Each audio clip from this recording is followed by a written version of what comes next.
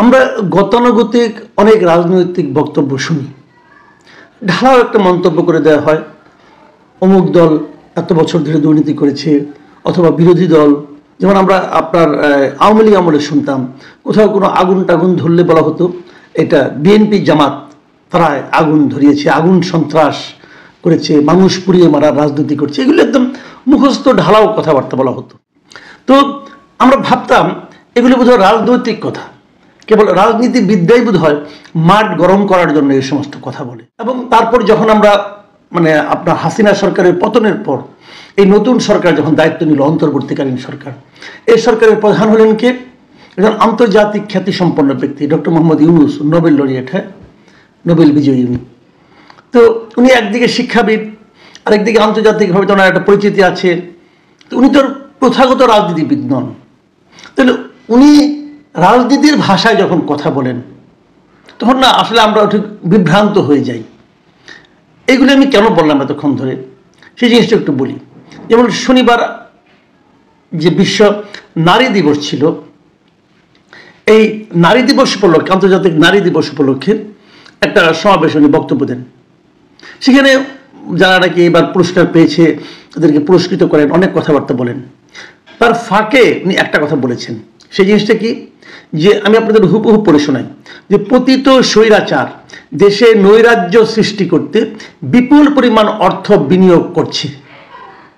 আমাদের এখন ততটাই সতর্ক থাকতে হবে যেমনটা আমরা যুদ্ধের মতো পরিস্থিতিতে ছিলাম। ওনার এই যে দ্বিতীয় বাক্যটা, এটা নিয়ে আমার কোনো আপত্তি নেই, যে আমাদের যুদ্ধকালীন যেরকম সতর্ক থাকতে হয় সেরকম সতর্ক থাকতে হবে। এটা আসলে যখন দেশ জুড়ে নৈরাজ্য চলে, যখন দেশ জুড়ে আইন শৃঙ্খলা পরিস্থিতির চরম অবনতি ঘটে, তখন এরকম থাকতে হয়। এই যে সতর্ক থাকার বিষয়টা, এটা নিয়ে আমার কোনো আপত্তি নাই, সতর্ক থাকতেই হবে। কারণ দেশে এখন যা চলছে, নৈরাজ্য, অস্থিরতা, মব কালচার, রাস্তাঘাটে নারীরা বেরোতে পারছে না, নারীর বুকের ওড়না কতটুকু আছে না কতটুকু থাকা উচিত এটা আরেকজন ভদ্রলোক ঠিক করে দিচ্ছেন, এবং তাকে নিয়েও আটকিয়ে রাখা যাচ্ছে না, তাকে মাথায় পাগড়ি টাগড়ি দিয়ে হাতে কোরআন শরীফ ধরিয়ে তাকে মুক্ত করে আনা হচ্ছে।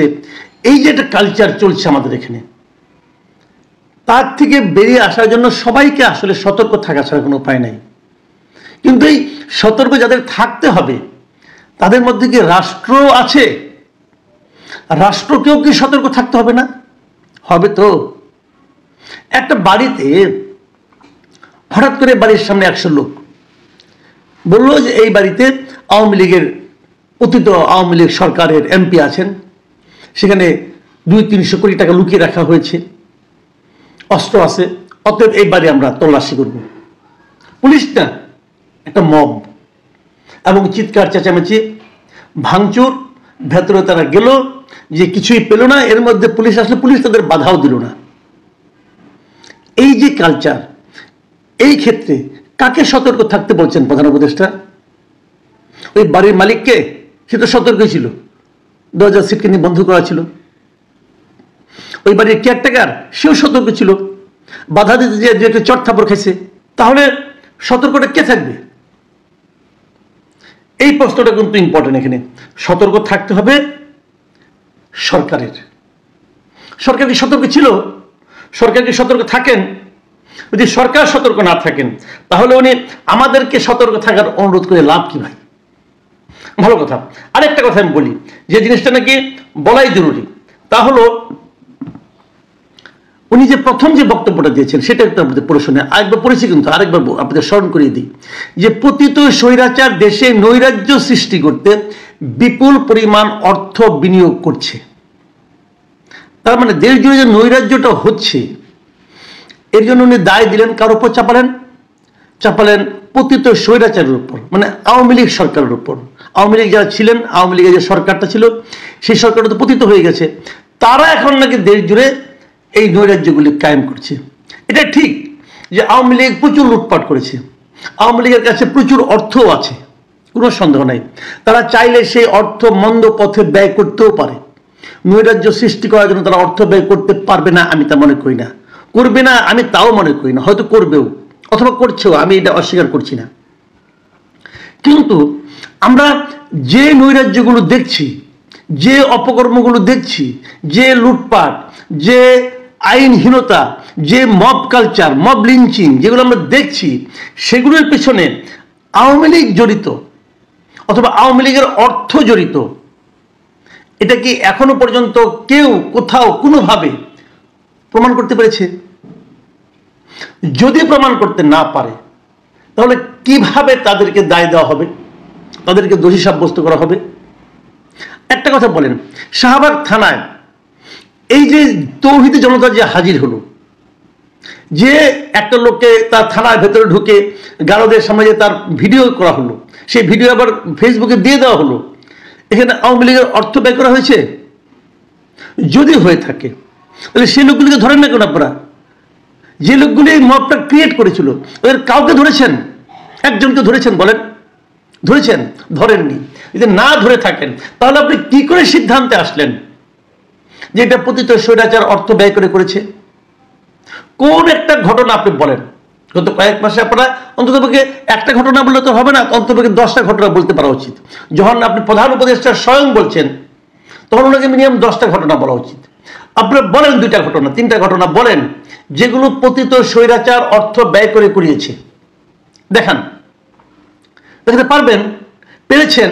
পারেননি। তাহলে ওরকম ঢালাও মন্তব্য কিভাবে করেন? অথচ 2 দিন আগে দেখলাম যে বিবিসির কাছে ইন্টারভিউতে এই প্রধান উপদেষ্টা বললেন দেশের আইন শৃঙ্খলা পরিস্থিতি অসাধারণ, ভালো আছে, কোনো খারাপ হয় নাই। যদি খারাপই না হবে তাহলে তারা অর্থ ব্যয় করছে এটা আপনি বলেন কিভাবে? এই জায়গাগুলো নিয়ে আমাদের আপত্তি। ডক্টর ইউনূসকে আমি অনুরোধ করব, প্লিজ রাজনীতির ভাষায় কথা বলবেন না, প্রচলিত রাজনীতি, নষ্ট হয়ে যাওয়া রাজনীতির ভাষায় কথা বলবেন না। এই সমস্ত কথা আমরা আগে বহুবার শুনেছি। নিজের অযোগ্যতা ঢাকার জন্য অন্য কারোর উপর ঢালাও অভিযোগ করা, এগুলো শুনতে দেশের মানুষ আর আগ্রহী না, তারা পছন্দ করে না। আপনি একটা বড় দায়িত্ব নিয়ে ক্ষমতায় বসেছেন, আপনি যেভাবে কথা বলেন এটাকে সেন্সিবল কথাবার্তা মনে করা হয় না, মনে করা যায় না। আসলে আপনি কোনো দায়িত্ব নিচ্ছেন না। আপনি বলছেন আমরা দেখি, চেষ্টা করি, আমরা এই জগতের লোক ছিলাম না। তো এই জগতের লোক ছিলেন না, এই বিষয়ে জানেন না, দায়িত্ব নিতে গেলেন কেন? কারণ এখানে তো দায়িত্ব নিয়ে যদি আপনারা না পারেন, এটা তো কেন আপনার একা ব্যর্থতা না, পুরো জাতি এতে ক্ষতিগ্রস্ত হবে। পুরো একটা জাতিকে আপনার নিজস্ব ব্যক্তিগত এক্সপেরিমেন্ট করার জন্য আপনি পুরো একটা জাতিকে ঝুঁকির মুখে ফেলতে পারেন? উচিত হবে? হবে না। আপনি নিজে আনারি এবং সবগুলো আনারি লোককে আপনি কালেক্ট করে নিয়ে আসছেন, এনে আনারি প্রক্রিয়া দেশ চালাচ্ছেন এবং পলিটিক্যাল লিডারের ভাষা শিখে ফেলেছেন এর মধ্যে 7 মাসে। শিখে এখন আপনি বলতেছেন যে এটা পতিত স্বৈরাচার চালাচ্ছে। পতিত স্বৈরাচারে কেউ তো নাই রে ভাই দেশে, এত দূরের উপরে আছে। যাও 2-একটা দেশে ছিল, চুপচাপ হতে শান্তিপূর্ণ জীবনযাপন করতেছিল, ঘরের মধ্যে চুপচাপ ঘুমাইছিল, তাদের ডেভিল হান্টারের মাধ্যমে তাও তাদেরকে ধরে ফেলেছেন। আর যদি তারা থেকেও থাকে ওদের দমন করার দায়িত্বটা কার? আপনার তো, সেটা আপনি পারছেন না কেন? আমাদের দেশের এই যে প্রবণতাটা, যে অন্যের উপর দায় চাপানো, নিজের অযোগ্যতা, নিজের অক্ষমতার অজুহাত হিসাবে অন্যের উপর দায় চাপানোর যে প্রবণতাটা, এই প্রবণতা থেকে এই জাতি কবে মুক্ত হবে? আমি অনুরোধ করবো ডক্টর ইউনূসকে যে আপনি আপনার মতো করে কথা বলেন, রাজনীতিবিদের মতো করে কথা বলেন না। আপনি রাজনীতিবিদ হওয়ার চেষ্টা করেন না, এটা আপনার কাজ না।